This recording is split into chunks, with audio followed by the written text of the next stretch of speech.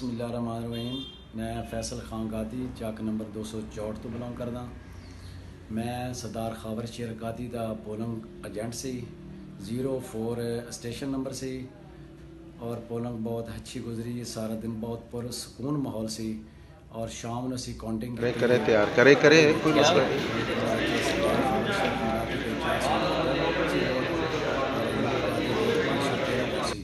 और 12 वोट मुस्तरद सी। उस दे विच मैं हलफन करार करना ऐप 45 फार्म है।